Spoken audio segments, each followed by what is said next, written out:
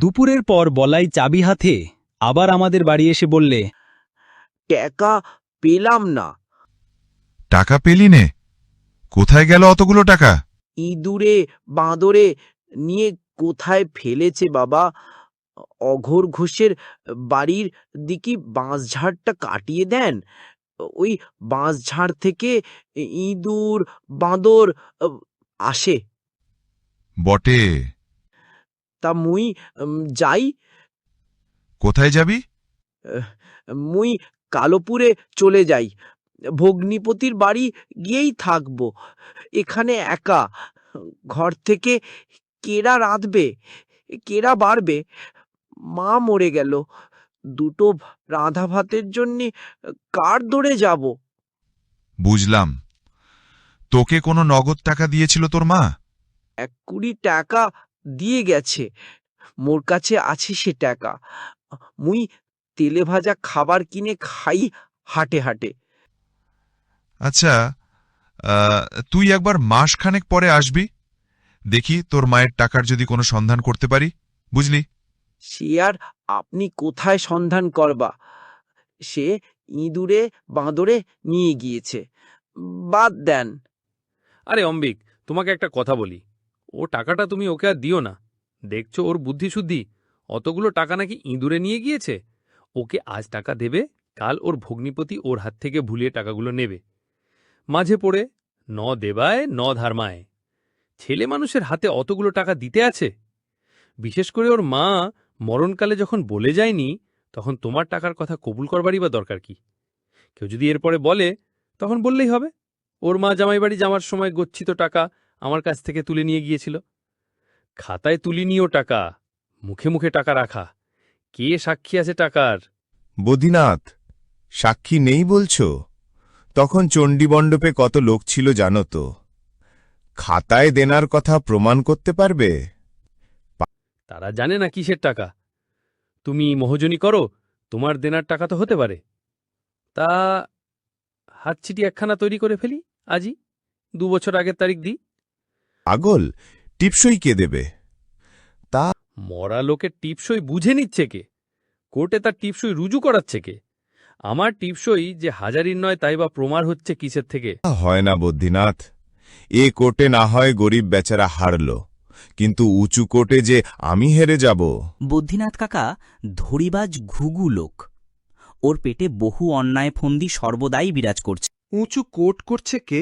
বাবা আকাশের দিকে আঙুল তুলে দেখালেন। সে কোর্ট নয়। মাস 2 পরে বলাই এসে হাজির হলো একদিন।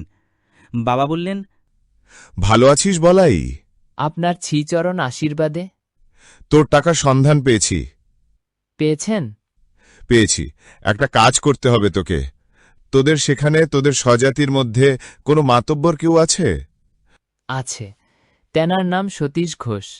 আচ্ছা, সেই সতীশ ঘোষকে সঙ্গে নিয়ে আমার এখানে তুই সামনের বুধবারে আসবি।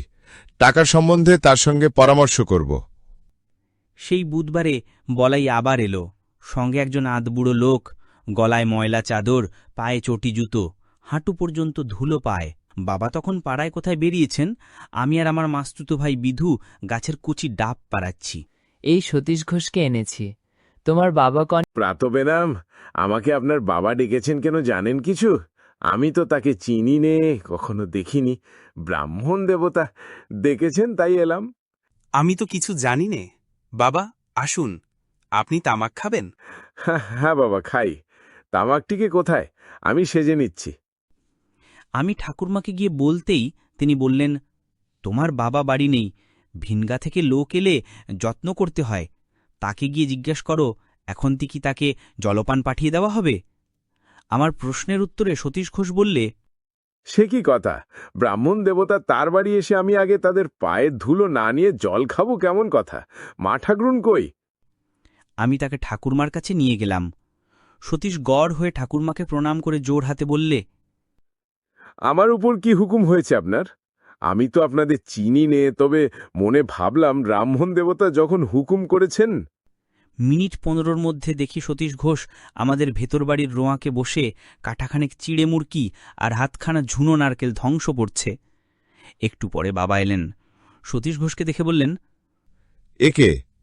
না না, তুমি খাও খাও, উঠতে হবে না, খেয়ে নাও আগে। তুমি খাও, আমি বলছি। এ হলো সতীশ, বলাই সঙ্গে করে এনেছে। ও, বুঝলাম। আচ্ছা, বেলা হয়েছে, আমি চান করে আহ্নিক করে নি। আহারাদির পর কথাবার্তা হবে। তুমিও গঙ্গায় চান করে এসো। দিব্যি ঘাট, চখাবালি, কোনো অসুবিধে হবে না। সতীশ ঘোষ খেয়ে চণ্ডী মণ্ডপে বসে আছে। ঠাকুরমা বললেন, এতটা পথ হেঁটে এসেছো বাবা, একটু জিরিয়ে নাও। বিকেলে বাবা সতীশ ঘোষকে বললেন সব কথা। সতীশ অবাক হয়ে বললে, কত টাকা বললেন? 400 টাকা। তা আমায় ডাক দিলেন কেন? তার মানে ওর হাতে টাকা দিতে চাইনে।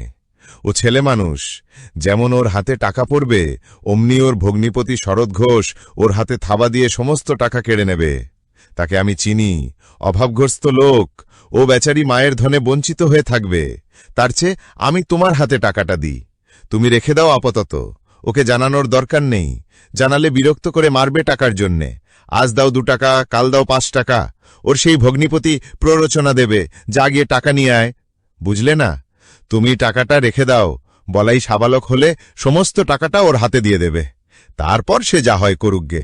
এখন তুমি আমি ভগবানের কাছে দায়ী আছি নাবালকের টাকার জন্যে। নাবালকের স্বার্থ রক্ষার দায়িত্ব আমার এবং তোমার।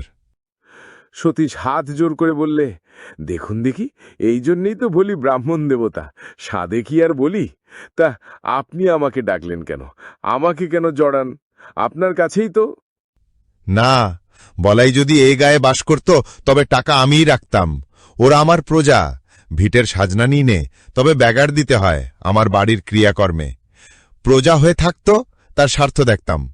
এখন যখন চলে যাচ্ছে, সেই দায়িত্ব আমি কেন রাখি? সেই জন্যে ওকে বলেছিলাম, তোমার গায়ের মাতব্বর লোক একজনকে ডেকে এনো। কেন, কি বৃত্তান্ত? তার বলিনি। টাকা অতি খারাপ জিনিস সতীশ, তুমিও তো বিষয়ী লোক, আমার কথা তুমি বুঝতে পারবে। টাকাটা আমি এনে দিই, তুমি নিয়ে যাও। আচ্ছা দেবতা, একটা কথা, আপনার যখন হুকুম তখন নিয়ে আমি যাব। তবে মোড়ল মাতব্বর আমি কিছুই নই, আপনাদের শ্রীচরণের চাকর, এই মাত্র কথা। মোড়ল মাতব্বর আমি নই। কিন্তু একটা কথা। কি? যদি বলাই সাবালক হওয়ার আগে মারা যায়, তবে টাকার কি হবে? তাহলে মা ও ছেলের নামে এই দিয়ে স্বজাতি জ্ঞাতি কুটুম ভোজন করিও একদিন, তাতে তৃপ্তি হবে। আহা, ওর মা হাজারি বড্ড ভালো লোক ছিল, তার কথা ভাবলে কষ্ট হয়। বড্ড সরল। সতীশ সেদিন টাকা কড়ি গুনে গেথে নিয়ে চলে গেল বটে, কিন্তু মাস কয়েক পরেই একদিন এসে হাজির হল। সতীশ ঘোষ এসে বাবাকে প্রণাম করে বললে, সে হয়ে গিয়েছে। আপনাকে আর নায়েববাবুকে একবার যেতে হচ্ছে কালোপুর। মানে? মানে আপনাদের বলাই আজ 3 দিন হলো গরু চলাতে গিয়ে বাজ পড়ে মারা গিয়েছে। বাজ পড়ে? আগে হ্যাঁ, মোড়ে মাঠেই পড়েছিল। সন্ধ্যের সময় টের পেয়ে তখন সবাই গিয়ে তাকে দেখে পড়ে আছে। নিয়তির খেলা, আপনিও বা কি করবেন, আমিও বা কি করব। এখন চলুন, অপঘাতে মৃত্যু, 3 দিন অশৌচ, কাল তার সাধ্য। সেই টাকাটা আপনি যেমন হুকুম দেবেন আপনার সামনে খরচ করব। বুদ্ধিনাথ কাকার বাবা পরদিন কালোপুর গেলেন, সঙ্গে আমি। আশ্চর্য হলাম আমরা সকলেই সেখানে গিয়ে। সতীশ ঘোষ অবস্থাপন্ন গৃহস্থ, 8 চালা বড় ঘর, চণ্ডী মণ্ডপ, সদর অন্দর পৃথক, সবই ঠিক। কিন্তু লোকজনের সমারোহ আয়োজন দেখে আমরা তো অবাক। 400 টাকায় এত লোক খাওয়ানো যায় না, এমন সমারোহ করা যায় না। হাজারি খুড়ির বার্ষিক সপিণ্ডকরণ শ্রাদ্ধ ওই সঙ্গে হল। সকাল থেকে রাত পর্যন্ত লোক খাওয়ানোর বিরাম নেই। আজ থেকে 30-35 বছর আগের কথা। সঙ্গগান্ডার দিন ছিল বটে, তবুও 700-800 টাকার কমে সেরকম খাওয়ানো যায় না, তত সমারোহই করা যায় না। আর কি যত্নটা করলে আমাদের এই সতীশ ঘোষ! লুচি, ছানা, সন্দেশ, দই সবসময় হাত জোড় করেই আছে। সতীশ, এ কি ব্যাপার? তোমার ঘর থেকে কত খরচ করলে? তুমি তাদের কেউ হও না, জ্ঞাতি ন, কুটুম ন, তাদের জন্য এত টাকা খরচ করলে কেন?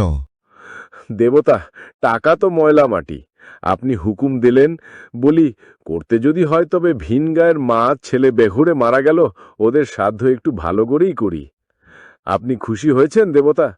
বুদ্ধিনাথ কাকাজি এত জাহাবাজ ঘুঘু লোক কালোপুর থেকে ফিরবার পথে বলল, ছেলেবেলার কথা এসব।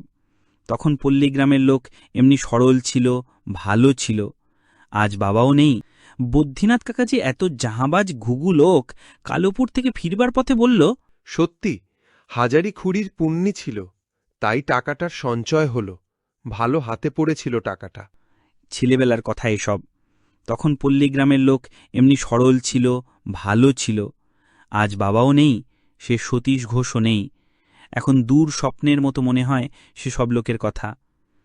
বাবা মারা যাওয়ার পরে আমরা দেশ ছেড়ে বিদেশে যাই। শুনেছিলাম সতীশ ঘোষ মারা গিয়েছে বহুদিন।